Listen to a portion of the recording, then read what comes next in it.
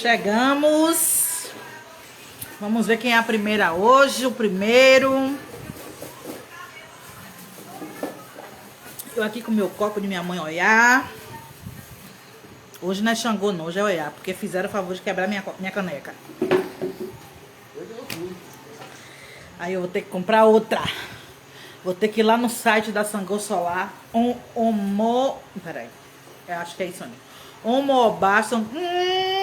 Joe! Que milagre é esse? Você foi o primeiro a chegar aqui. Não tô nem acreditando.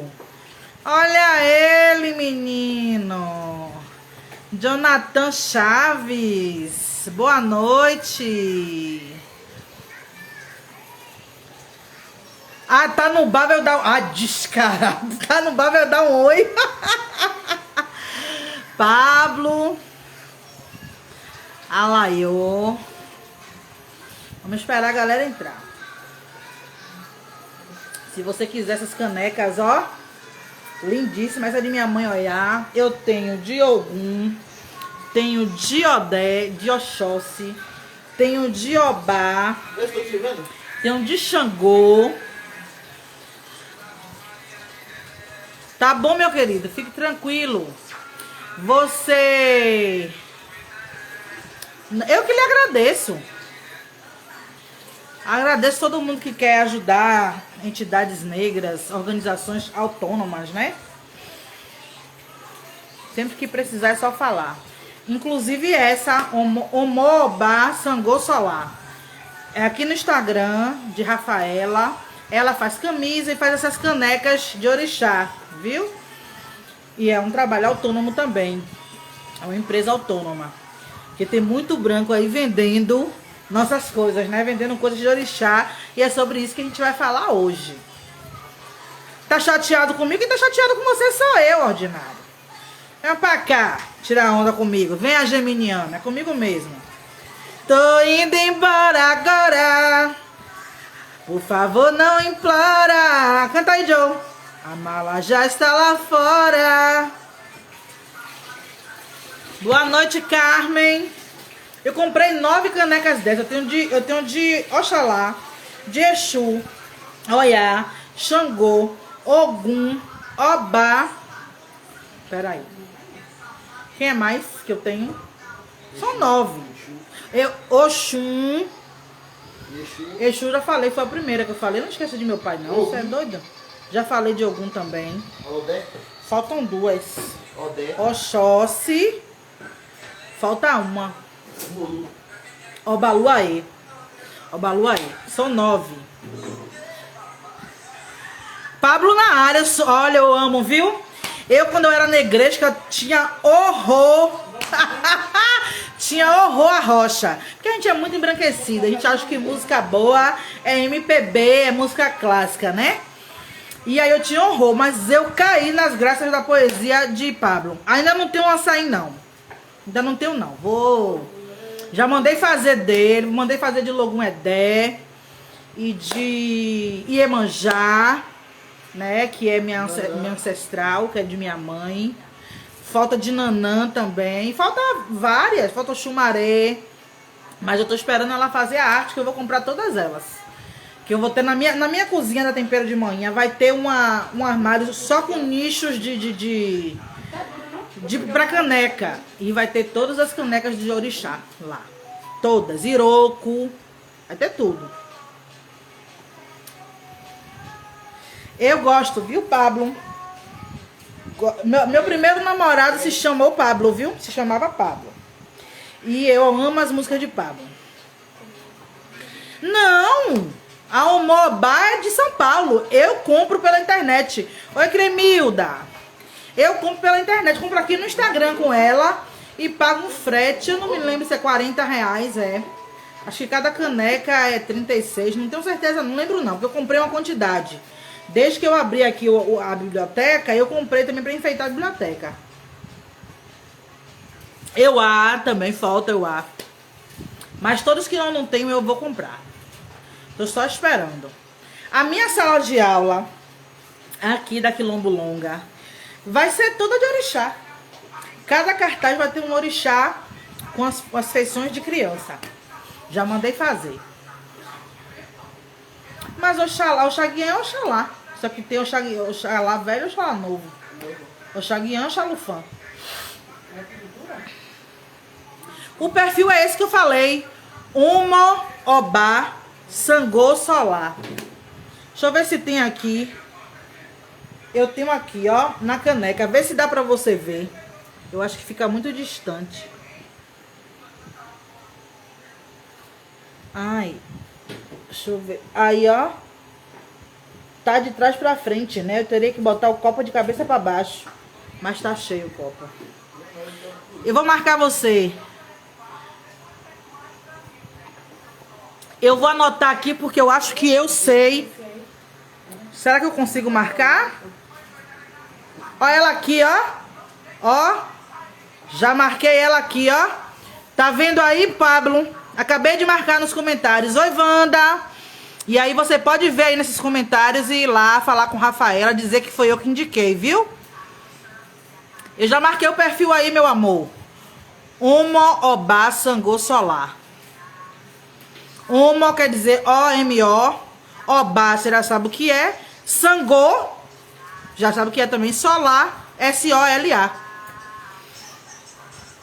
Oi. Deia. Deia que entrou. Boa noite, Wanda. Meu copo tá acabando.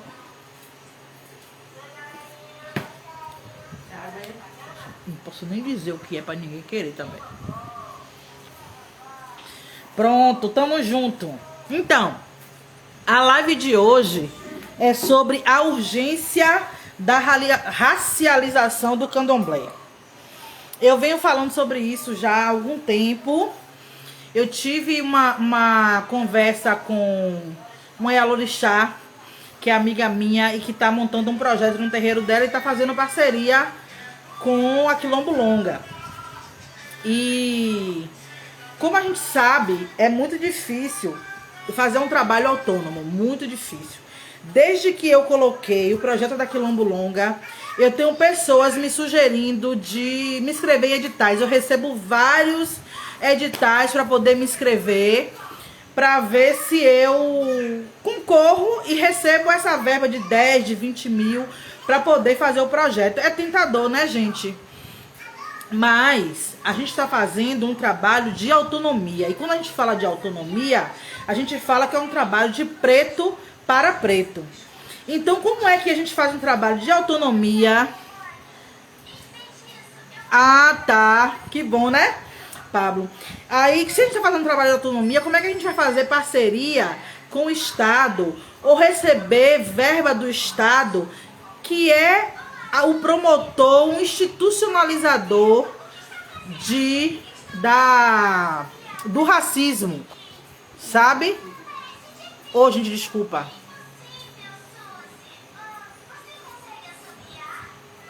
Gueji, ele agora disse que não pode. Não entendi. Agora foi na licença e Orixá perdoa. Então, e aí a gente já conversando sobre isso, de fazer um trabalho de autonomia, porque o Estado, quando ele promove, mas ele se beneficia dessa imagem antirracista, e não é. As empresas de brancos, grandes conglomerados que fazem editais, né?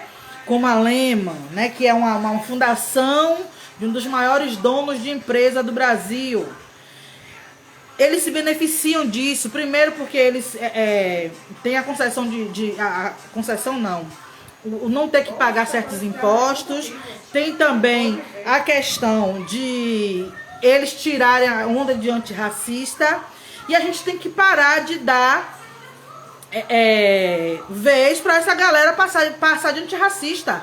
Porque não são. Ah, foi a Fundação Lehman que apoiou. Ah, foi o Estado, uma ação do Estado que apoiou. Então, se a gente permite que empresas brancas e que o Estado apoiem projetos de autonomia, a gente acaba caindo na mesma situação dos artistas negros que trabalham para a Globo, para o SBT, que dão consultoria ao Carrefour. A gente precisa ter coerência. E aí a gente sabe que é isenção de impostos, isso mesmo, Pablo, obrigado. É difícil construir um trabalho de autonomia. Eu tenho poucas pessoas, pouquíssimas mesmo, que doam, né? Mas eu já tô conseguindo fazer algumas coisas, eu tiro do bolso, também faço. A partir da semana que vem eu vou fazer umas atividades com as crianças, porque, querendo ou não, tem esse negócio de mês das crianças, né? Mas eu vou fazer uma coisa bem voltada pra coisa preta mesmo e africana. E vou fazer uma coisa básica, porque a gente ainda está em pandemia e a gente tem que maneirar nas ações. Mas uma coisa que eu não vou aceitar, inclusive falei lá, porque a gente sabe que a maioria dos terreiros tem pessoas brancas dentro, mas eu falei que a gente precisa racializar o terreiro, os terreiros, que a gente precisa racializar a nossa fé e que a gente precisa começar a fechar a porta. E a gente teve algumas situações essa semana. Teve aquela foto que eu coloquei aí de um babalorixá preto, mas que é uma figura pública. No momento que você se torna uma figura pública, validada por movimentos brancos, de esquerda, de direita, ou até pelo movimento negro, que é cooptado também, feminismo, uma série de movimentos brancos, quando você vê essa pessoa sendo validada, é porque abre a porta pro branco. Não tem erro.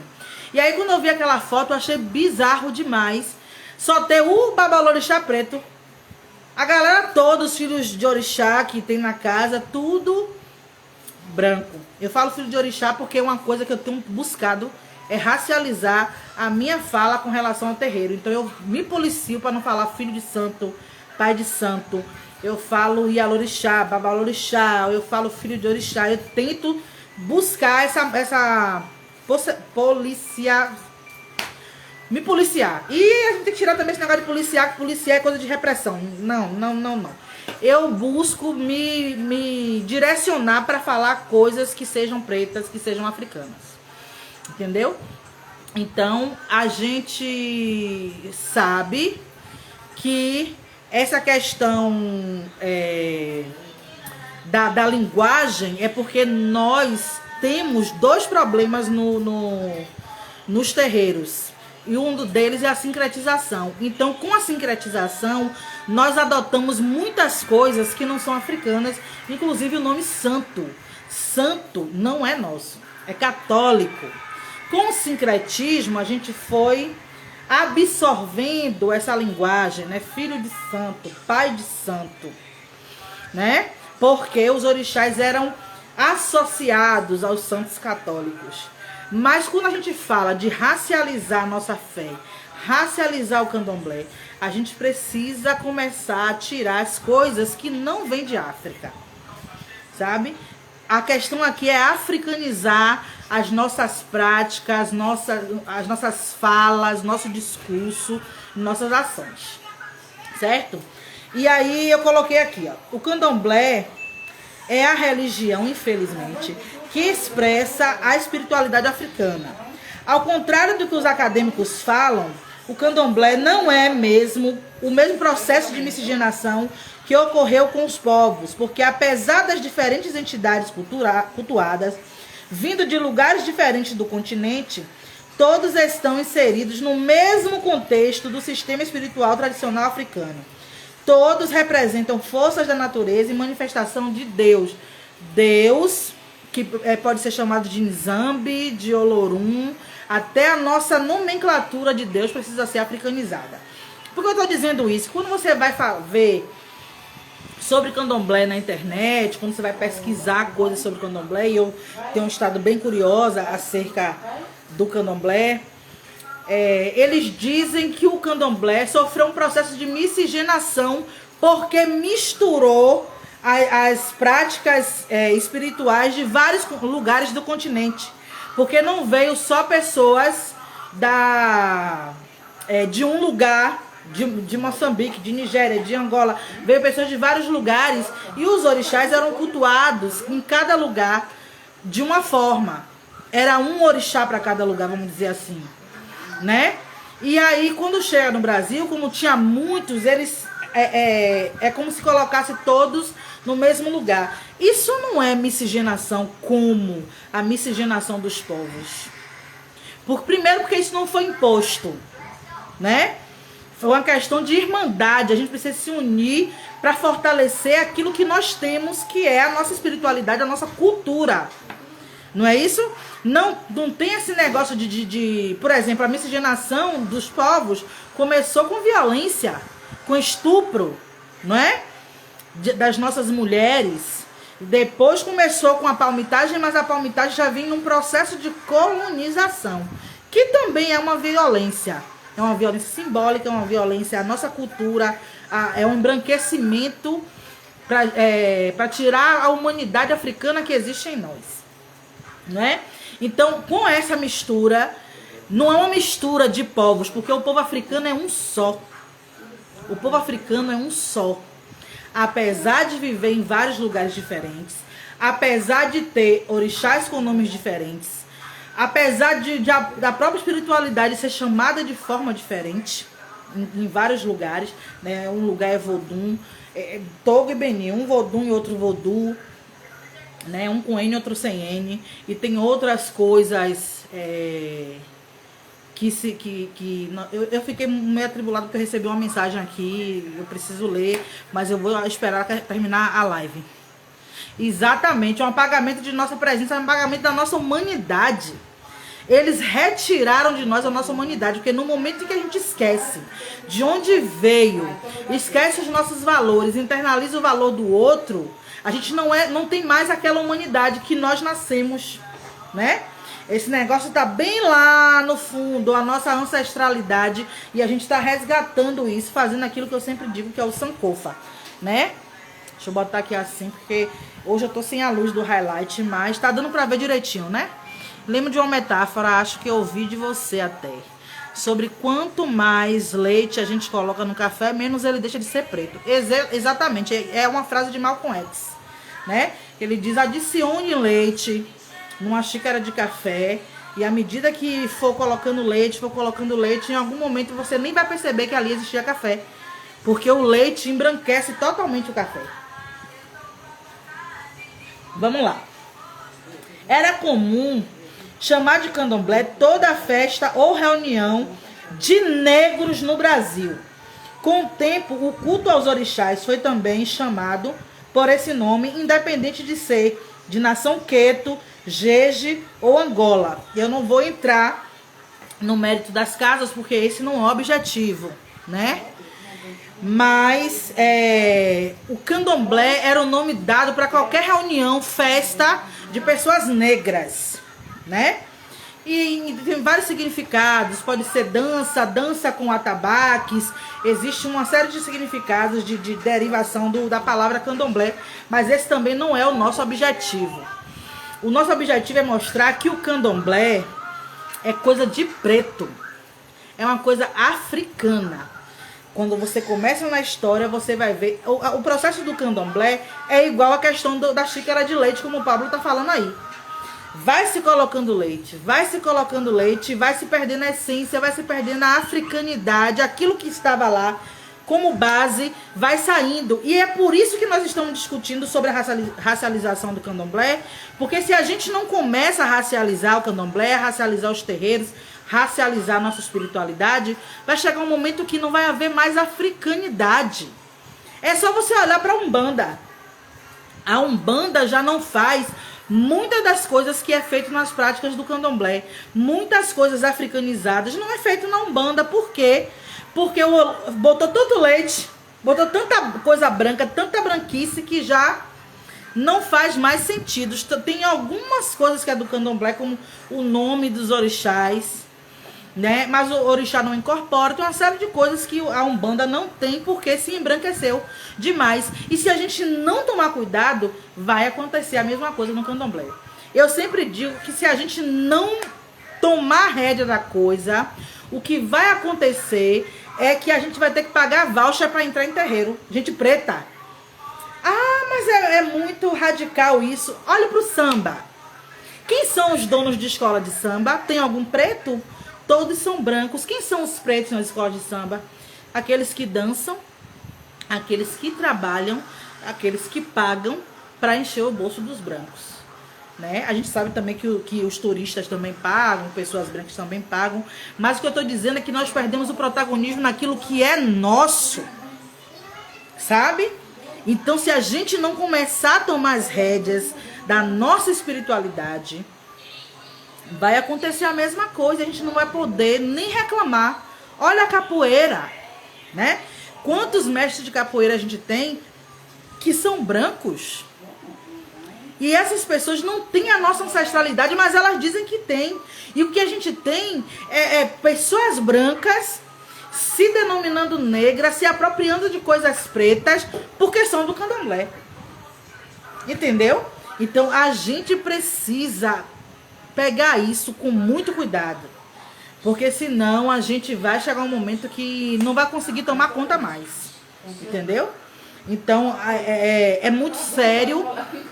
E aí eu comecei a pensar sobre isso, com as coisas que eu ouvia, sobre as coisas que a gente precisa fazer para mudar esse processo de embranquecimento do candomblé, né? Que começou com a sincretização. Ser uma prática trazida para o Brasil não torna o candomblé brasileiro. Assim como os negros que nascem aqui não são brasileiros e sim africanos. Por que eu estou falando sobre isso? Eu fico pensando que o candomblé poderia ser o lugar mais genuíno de nossa força e presença, e tão contaminado muito por dinheiro. Meu filho, o candomblé ainda está mais vivo. O candomblé ainda consegue ser esse remanescente de africanidade. Ainda consegue, porque quando você olha para o samba, quando você olha para a capoeira e toda a aculturação, você vê que o candomblé tem... Vixe! O candomblé tem muito mais de africano do que essas outras práticas culturais. Eu li algo falando que foi aberto ao branco porque ele tinha dinheiro para levar para o barracão. Não sei se está certa a colocação. Eu acho que pode ser. Pode ser, porque até hoje você vê a prática dos racistas, principalmente aqueles que instituem o racismo, que são os governantes, tomando conta dos terreiros, sendo louvados por sacerdotes, sabe? Hoje mesmo eu não sei como pareceu que eu solicitei a amizade desse babalorixá, que eu não me lembro de ter solicitado. Deixei porque ele é um homem negro, mas seguindo no perfil dele, eu vi uma foto dele com o prefeito de Salvador, abraçado e dizendo que o orixá abençoe, que o prefeito de Salvador é muito cuidadoso com o povo de santo, que faz o que acontece. Isso me dá uma dor tão grande. É por isso que o prefeito está fazendo o Parque Ecológico da Pedra de Xangô, porque a ideia é justamente mostrar que eles estão do nosso lado. Então o que acontece? Eles pegam o voto do povo de santo, do povo de axé, do povo de orixá, não é de santo, e essas pessoas votam neles como se eles fossem boas. Boa noite, Clau. Hoje mesmo eu vi uma Ialorixá falando que Bruno Reis pelo menos está fazendo alguma coisa por Salvador. Isso me dói, sabe? Você sabe que esse tema que você está trazendo é pura pólvora, sei. Dia desses vi uma live com uma mulher desmelaninada, vulgo branca, junto com os 3 pretos, para dizer que não tinha problema o candomblé ter mais brancos, né? Com certeza. Mas é isso, e eles vão falar por eles, né? Eles vão se defender, gente. Isso aqui foi uma queimadura. Eles vão se defender, né? Eles vão defender a inserção deles. Eles vão defender a manutenção do protagonismo deles no candomblé. Quem que vai achar que alguém branco do candomblé vai achar bom a nossa discussão em relação a isso, a racialização dos terreiros? A solução seria que os irubus aceitassem que o lugar deles era a da escuta. Não, não. Se tiver, eu sempre digo isso, se tiver uma sala de aula com 100 alunos, só tiver um branco, esse branco ele vai continuar protagonizando. Primeiro porque ele tem síndrome de protagonista. Ele vive numa sociedade que desde quando ele está na barriga da mãe, já mostra para ele que a sociedade foi feita para ele. toda estruturada para abrigá-lo, protegê-lo e fazê-lo ter desenvolvimento e sucesso, né? Então, e vivemos nessa sociedade que desde a barriga a pessoa preta entende que ela não é nada. E é esse processo que a gente precisa mudar também da questão da autoestima dos nossos. Por isso uma educação preta é de suma importância, né? E aí, como é que essa pessoa vai aceitar que a gente diga pra ela que ela não pode ser candomblessista, que ela tem que ficar no candomblé só escutando, que ela não pode ser protagonista, que ela não devia ser Yalorixá ou Babalorixá? Quando esse povo aceita lugar de escuta, o mais louco foi ver os irmãos pretos lá. Ah, sim! E eram de axé, os pretos da live, viu? Ah, eu não contei pra vocês daquele... Ele não é Babalorixá, não. Aquele sacana branco que disse, que fez pegou uma música evangélica e botou os nomes dos orixás. Eu sempre conto isso pra vocês aqui. Inclusive, ele é do mesmo orixá que eu. Ele não. Ele se diz, né? Porque ele não tem a minha ancestralidade, né? E acho que é Pai Paulo de Xangô Aganju. Horroroso. E esse homem começou a botar o nome dos orixás na música de crente. E Oxum vai te abençoar. Na pataquada. Acho que vocês já viram, né? Esse vídeo é famoso. Uma pataquada. Porque candomblé, orixá, é atabaque. Sabe? Essas pataquadas de música evangélica não tem nada a ver com a gente. Nada a ver. E as pessoas aceitam essa deturpação de nossas coisas. E aí as pessoas dizem assim, mas as pessoas permitiram. Mas naquele tempo, os primeiros terreiros que haviam, não se aceitava sincretismo e não se aceitava brancos, né? Eu li que as primeiras casas de axé primavam para que o culto ao orixá fosse igual ao africano. Entendeu? Então, a gente tem esses dois problemas que a gente precisa tirar do nosso meio. O primeiro é o sincretismo. Sincretismo é a prática religiosa que surge da fusão de outras práticas. Quer dizer, o candomblé absorveu práticas do catolicismo, absorveu práticas do espiritismo, absorveu práticas do protestantismo, e a única prática que eu ainda valido foi dos indígenas. Por quê? Porque a base ancestral do indígena tem é muito parecida, né? A cultura com a nossa, dessa relação com a natureza e com essa representação de Deus manifestada em todas as coisas criadas, sabe? E aí, esse sincretismo perdura até hoje. Então, você entra em casa de axé que tem imagens de Iemanjá branca, que tem imagem de Santo Antônio, de santos católicos. Você ainda tem hoje as pessoas negras cultuando, agora em setembro, Cosme e Damião, sabe? Porque houve essa mistura no começo. Mas a gente não precisa mais. Foi uma questão de sobrevivência.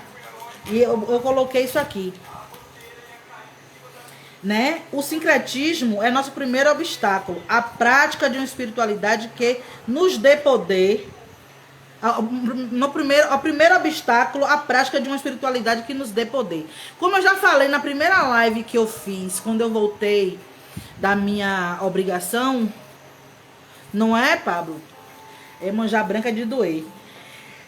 A primeira live que eu fiz, eu falei sobre isso, porque a nossa espiritualidade, ela não é uma religião. A nossa espiritualidade é a nossa cultura. Os valores que estão lá são os valores que nos dão poder para viver, para ser quem somos, para sermos africanos e não brasileiros, né? Então, por que eles gostam tanto de secretismo, colocam tanto essa coisa de união, de mistura? Porque um povo que mistura práticas de outros povos na dele, o que acontece é que ele não vai ter força nenhuma, porque ele nem sabe de onde ele veio, ele não conhece a própria identidade. Boa noite, Zoraia. Pois é, né, amiga? Entendeu? Então a gente precisa pensar que a nossa espiritualidade precisa ser pura. A nossa espiritualidade, ela precisa ser africana de verdade. Sem mistura, sabe? Orixá é orixá. Santo é santo. Orixá é africano e santo é europeu, branco. Não é nosso. Então a gente não tem que absorver. E aqueles que absorveram, que ainda tem que buscar se africanizar. A gente tem que buscar cada dia mais o Sankofa, voltar ao passado, voltar à nossa ancestralidade. Não é porque a gente fez até hoje, que a gente entende que não é certo, que não vai nos dar aquilo que a gente está buscando, a gente tem que continuar fazendo, né? É começar a pensar a partir de agora, não pode. Principalmente mistura de um povo dominante por essa ótica. Qual cultura vai dominar? Exatamente. É isso que eu digo. Se eles estão todos estruturados, organizadinhos, então é tudo deles. Mesmo eles no candomblé. Pra você ter ideia, você vai no Facebook, você vai procurar páginas sobre candomblé. Vai ver que são famosíssimas, aquelas que tem mais seguidor. Ou o Yalorixá ou o Babalorixá é branco. Teve uma mesmo que eu fiquei, puxa, quanta gente seguindo essa página, não sei o quê. Milhões de pessoas seguindo a página, como eu fui ver a Yalorixá lá do olho azul. Sabe? E a gente acha que tá tudo certo, que não tem problema nenhum, né? E aí, eu quero focar nessa questão de mostrar que mesmo tendo o candomblé com esse nome, ter nascido aqui no Brasil, ela não é brasileira. Assim como nós não somos brasileiros, mesmo nascendo aqui, porque nós sabemos de onde viemos. Orixá veio de onde, gente? Orixá veio de África. Seja lá de Angola, do Benin, da Nigéria, seja lá de onde veio, seja lá que nação seja, não é brasileiro, porque não nasceu aqui, nasceu lá. E esses artistas cantando de galo dizendo que é de axé. Ah, tá. Aí virou moda, né? É bonito dizer que é de axé. Então dizer que é brasileiro é esvaziá-lo de sua africanidade. E essa é uma prática colonial. O colonialismo é um de nossos maiores problemas. É ele quem impõe culturalmente o sincretismo, pois este, a princípio, foi uma questão de sobrevivência e hoje é fruto da escravização mental e tem como objetivo tirar dos africanos a sua força, já que imbuídos de uma espiritualidade com valores próprios, somos livres, né? Difícil achar um terreiro, viu, Manu? Porque aqui em São Paulo os terreiros estão cheios de brancos e aí fica difícil, Mas eu posso dizer a você com toda certeza que a gente, independente disso, nós temos ancestralidade. Nós podemos cultuar orixá sem precisar estar nesses espaços embranquecidos, sabe? Então a gente tem que pensar sobre isso. A gente tem que pensar sobre isso. O sincretismo é nosso primeiro obstáculo, eu coloquei aqui. A segunda é a xenofilia. O que é a xenofilia? Eu estava falando sobre isso com um amigo que é de axé também. Assim como os africanos que abriram a porta para os brancos e os trataram como amigos, nossos irmãos contemporâneos cometem o mesmo erro, abraçando qualquer um que se mostre amigo, que queira aprender nossas coisas e praticar nossa fé. É um tema espinhoso demais. Olha o que eu estou falando. Por que aconteceu esse processo de escravização? Porque os africanos abriram a porta para os brancos. A xenofilia eu peguei aqui o significado direitinho. Simpatia excessiva, acentuada por estrangeiros e sua cultura. Então, os africanos, aquele negócio, né, de receber, porque é amigo que está gostando da nossa cultura, que quer nos abraçar, a gente vai e abraça também. A gente não tem a maldade que os europeus, os ocidentais têm. A gente tem aquele negócio de querer estar junto. E é uma coisa que a gente precisa tirar de nós, sabe? Fico feliz de ver gente como você dentro do terreiro, porque eu quero ver esse povo desmelaninado, querer cantar de gala com essa coragem que você tem, né? Comigo não canta mesmo, não. Comigo não canta mesmo, não. Sabe? E eu sempre, eu converso da melhor forma possível. E se vier com muita agonia, daquele jeito, né? Porque se eu tenho algum tipo de grosseria, eu tenho pra essa gente. Eu não tenho pudor pra lidar com essa gente, não. Sabe? Porque eu vejo toda a violência que a gente tá passando. Então, como nós somos desse povo africano, né? Que abraça, que tem simpatia com qualquer um que abre os dentes, né? Que não tem maldade. No candomblé é a mesma coisa. O discurso que a gente tem é não, mas orixá não tem problema com quem é a pessoa, né? Orixá recebe todo mundo, né, Pablo? Tava dando risada, né?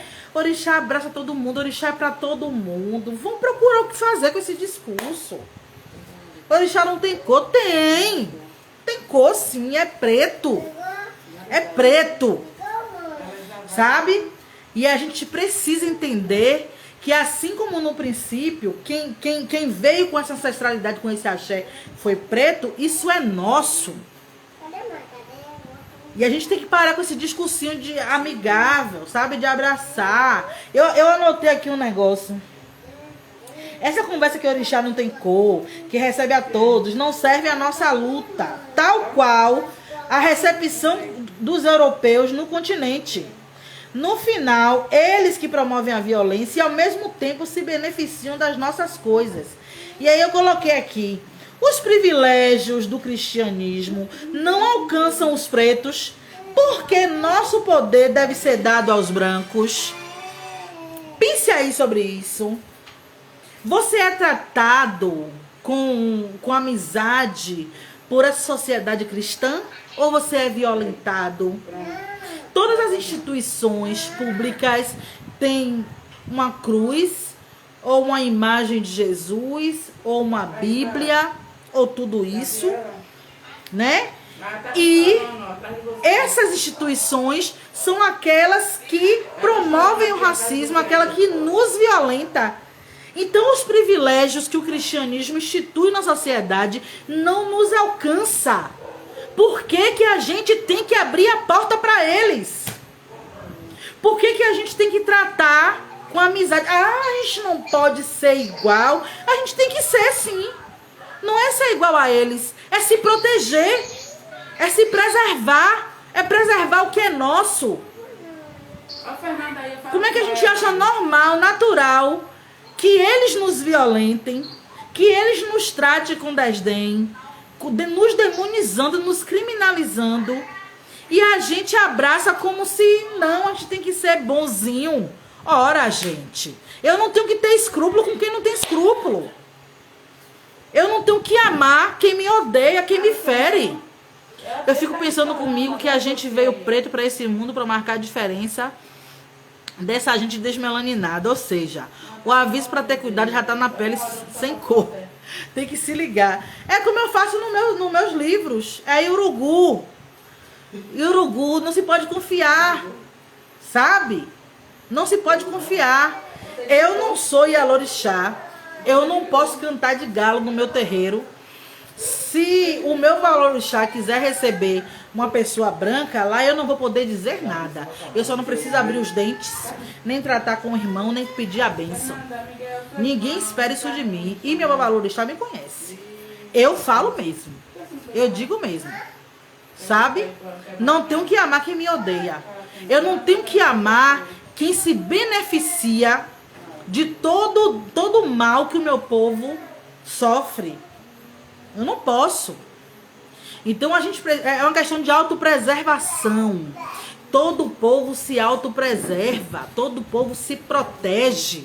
Nós somos o único povo que não temos esse sentimento de autoproteção, porque nós não sabemos nem que somos povo. A gente acha que a gente é brasileiro, que a gente é americano, que a gente é latino, que a gente é isso, que é aquilo, menos africano. No dia que a gente entender que nós somos africanos, tudo muda. Sabe? No dia que nós entendemos que nós somos africanos, nossa espiritualidade é africana, nossa cultura é africana, tudo nosso tem que ser africano, tudo muda. E é disso que eles têm medo. É por isso que eles não permitem que nós tenhamos uma educação, sabe, que fale das nossas coisas. Eles falam de diversidade para a gente conviver com eles, para a gente conviver em torno do umbigo deles. Infelizmente, a maioria dos nossos não entende isso. É por isso que a gente precisa de espaços pretos de educação preta. Sabe? Porque a maioria das pessoas acha que isso é bobagem, que o que a gente está falando é maluquice, sabe? É radicalização. Porque essas pessoas estão tão desconectadas da sua base ancestral, estão tão desumanizadas, elas sabem tão pouco sobre o que é ser africano. E é o que as imagens que ela tem de África é tão negativa, né? Porque a gente está aí com toda uma propaganda, toda uma mídia mostrando uma África pobre, miserável e feia. As pessoas conhecem tão pouco sobre si, sobre a sua história, sobre a sua ancestralidade, que não aceita o discurso de racialização. Mas um dia eu estive do lado de lá. Um dia eu também não aceitava esse discurso de racialização. Um dia eu também fui evangélica. Durante 15 anos de minha vida dediquei os meus dons, a minha inteligência, as minhas habilidades, a minha saúde ao projeto cristão de dominação. E só hoje eu consigo entender a minha ancestralidade, a minha humanidade africana. Sabe? Então a gente precisa disso. Cada um de nós que pensa assim, poxa, mas eu não aguento mais ver brancos nos terreiros. Gente, é a gente que vai ter que mudar isso. Entendeu? É isso, Regina. A gente que vai ter que mudar isso. Nós é que vamos ser os sacerdotes do futuro. Nós é que vamos direcionar esse caminho para que a nossa espiritualidade seja levada a sério, seja preta. Nós é que temos que criar esses espaços. Eu não vou de lá pegar ninguém pelo cabelo, apesar de ter uma vontadezinha de chegar lá e pegar pelo cabelo mesmo, né? E tirar.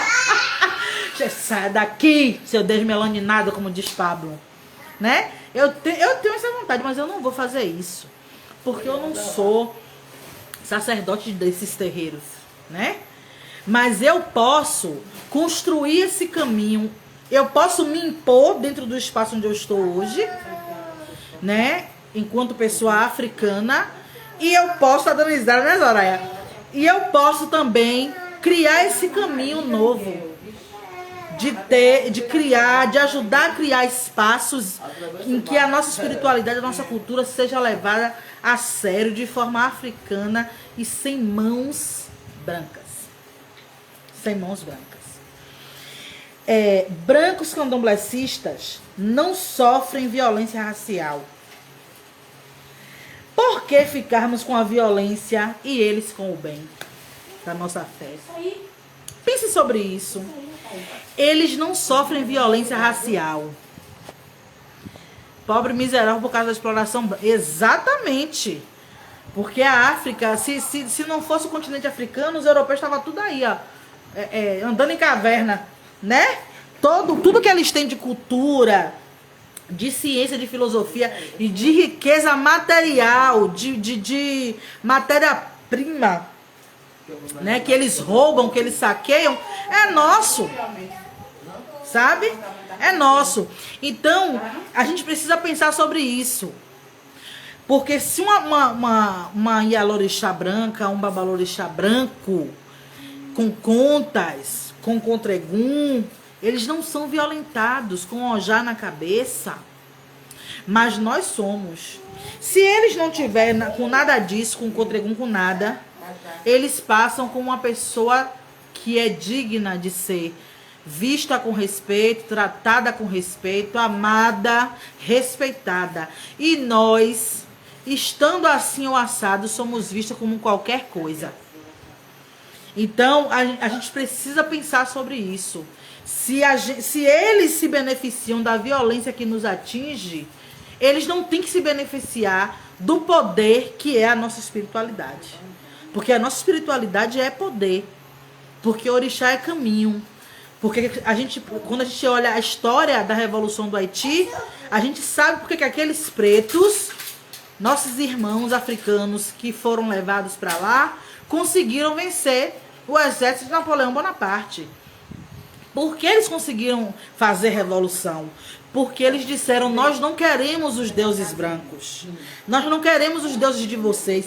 Eles entendiam que aqueles deuses não eram nossos. E ele disse, não, a gente vai chamar é Ogum, é Xangô, é Oxóssi, é Oiá. Você tá entendendo? E eles criaram um exército com os valores da nossa espiritualidade. Que aqui é chamada de candomblé, que em Cuba é chamada de santeria, que cada lugar é chamado de uma coisa, mas que tem a mesma base africana. Sabe? Isso é o nosso poder. E a gente não pode mais aceitar dividir com essas pessoas que muitos violentam e muitos se beneficiam. Porque eu sempre digo, todo desmelaninado, vou usar assim agora por causa de Pablo, é racista, porque ele pode não te chamar de macaco, ele pode não dizer que você é sujo, que você é mal lavado, ele pode não te olhar torto, mas ele se beneficia de toda a violência que você promove, que você sofre. Ele se beneficia de cada morte do nosso povo. Então a gente precisa fechar as coisas. Cada povo tem sua cultura, valoriza sua cultura, fortalece sua cultura. Nós somos o único povo que não protegemos a nossa cultura. E que a gente está falando de quem conhece, né? Porque quem não conhece, fortalece a cultura do outro mesmo e recebe o cristianismo de bom grado e acha que é isso mesmo. Ô, João, nem fale da revolução do Haiti, Manu. A França lascou com a economia e com o país, que sofre até hoje. E tem preta mandando beijos de Paris. A gente precisa saber e honrar a história da Revolução do Haiti, que até hoje paga por ter resistido. A gente sabe disso, mas eles foram muito mais vitoriosos do que nós. Com toda a dor que eles passam, que a gente sabe que o Ocidente quis dar uma resposta para os outros povos negros, né? E para eles mesmo, para eles nunca mais terem a ousadia de se achar vitorioso. Mas a gente sabe que a Revolução do Haiti só não foi melhor por causa dos pretos que eram cristãos, né? Os pretos que eram cristianizados traíram o seu povo. Então é isso que o cristianismo faz com as pessoas pretas. Então a gente precisa fortalecer a nossa espiritualidade e não permitir que eles entrem. A gente não pode permitir que eles entrem.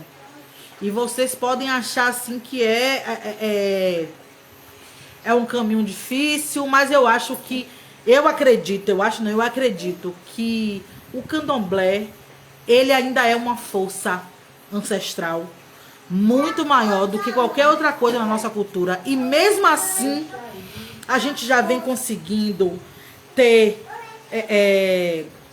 capoeira preta, a gente já vem conseguindo ter banda de percussão preta, dança afro preta, samba preto. A gente já está conseguindo fazer com que outras pessoas abram os olhos, outros irmãos, e fortaleçam essa ideia de ter coisas pretas. A gente pode fazer a mesma coisa com o candomblé, porque ele ainda é uma força. Ele ainda é forte. Nós ainda somos maioria. Apesar de todo o embranquecimento, de toda a entrada de pessoas brancas em terreiro, nós ainda somos uma força. Agora, é preciso que a gente queira fortalecer ainda mais, sabe? É preciso que a gente queira que esse caminho se reverta. É preciso que a gente queira interromper esse embranquecimento do candomblé. É preciso falar sobre isso. É preciso pregar sobre isso nos quatro cantos, inclusive dentro dos terreiros, para os nossos irmãos e irmãs. É preciso também pregar para os nossos irmãos e irmãs que o cristianismo não nos serve, né? Serve aos brancos, nos ensina a estar debaixo do pé do branco, a sermos passivos e pacíficos, né? que a maioria das pessoas que estão na igreja também são pretas. Ô, Zoraia, não me meta em... Depois a gente conversa, viu? Tá duro, não bote. Não bote. Dança afro preta até é tudo tão louco que ainda tem que afirmar que ser afro é ser preto. Mas estamos na luta. Não foi uma questão de afirmar, não. Foi só uma maneira que eu falei. Quando eu falo de dança afro, tem muita dança afro. Não é só a que eu falo. A que eu falo é a que eu fazia. Que é essa dança tipo de terreiro. Né? Que, com os braços, dança que vem com percussão. Que são danças africanas. Mas que muita gente branca já tá aí ganhando dinheiro. Dando aula. Pense aí. Por quê? Porque a bonita da Manuela, professora de dança, abriu uma sala de aula e disse que não tinha problema nenhum receber gente branca. Aí foi, ensinou dança africana para pessoas brancas. Sabe? E essas pessoas brancas, quando eu falo que é preta, é porque só tem gente preta mesmo, sabe? Aí essas pessoas foi lá, tem muito mais poder do que a gente, tem condição financeira, tem condição de botar uma sala de aula no centro da cidade. E aí ela vai e abre uma sala de aula muito maior do que a minha e vai dar aula de dança afro. Quantos brancos a gente tem visto assim, gente? Quantos brancos estão aí vendendo história da África? Quantos brancos estão vendendo rituais com folhas? Quantos brancos estão aí fazendo ebó online por 20 mil reais? Sabe? Todas essas coisas foram feitas por quê? Porque algum preto abriu a porta. Porque algum preto ensinou. Eu acho interessante que meu babalorixá, ele não gosta dessa coisa de ir pra internet, pro YouTube, ensinar coisas sagradas de terreiro. Ele não gosta. Ele disse que não, que essas coisas se aprende dentro do terreiro, que essas coisas não tem que ser abertas. Eu acho isso muito bom, porque o nosso sagrado precisa ser nosso. A gente não precisa abrir para essa galera, sabe? Isso é muito sério. E para fechar sobre isso, eu coloquei uma frase de Steve Biko, que diz: o maior capital do poder dos brancos no mundo são os aliados que eles corromperam entre os próprios oprimidos. Entendeu? Então, tudo que o branco tem de poder, quem dá são pessoas como nós. Porque a gente acredita que tem que andar com eles, juntinho deles. Sabe? Que a gente tem que casar com eles, que a gente tem que trabalhar para eles. Sabe? Que a gente tem que viver com eles em todos os cantos. A gente não entende o quanto isso é nocivo à nossa liberdade. E a gente nem sabe que a gente é aprisionado, que a gente não é livre, né? E isso é um problema.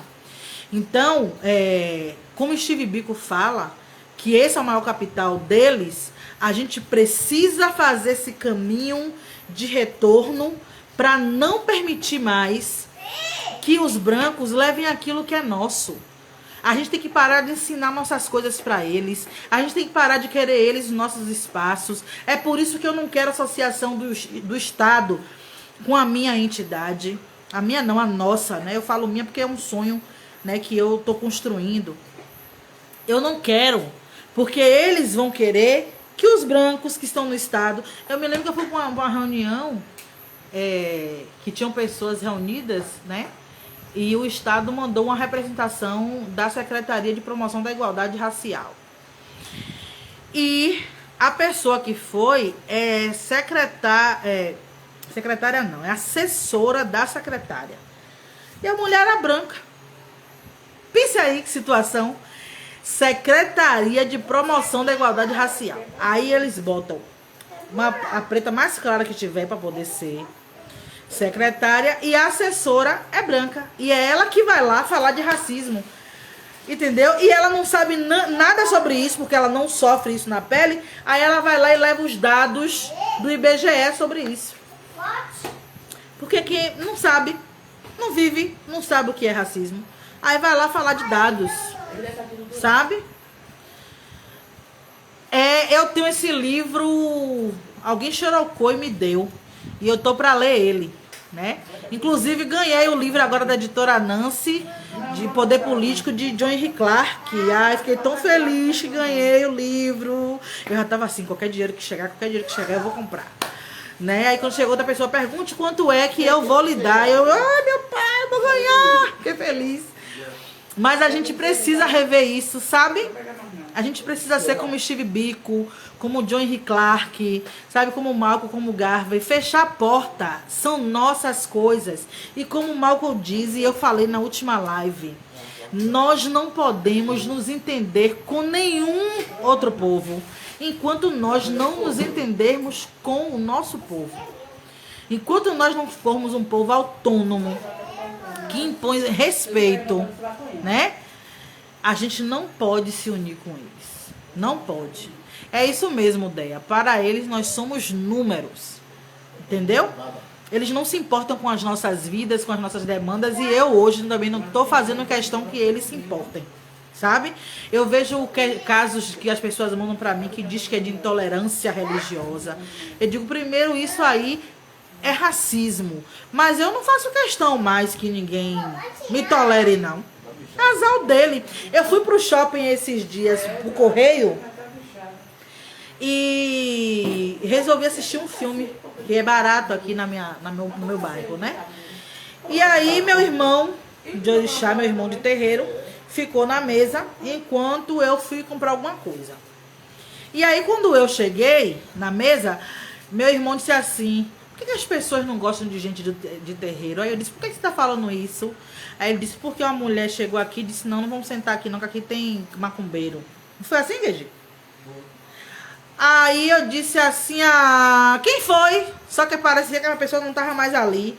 Aí eu falei na maior altura para ela ouvir: porque eu também não gosto de sentar perto de crente. Ainda bem que não sentou perto de mim. Falei alto mesmo, para quem quisesse ouvir na praça de alimentação.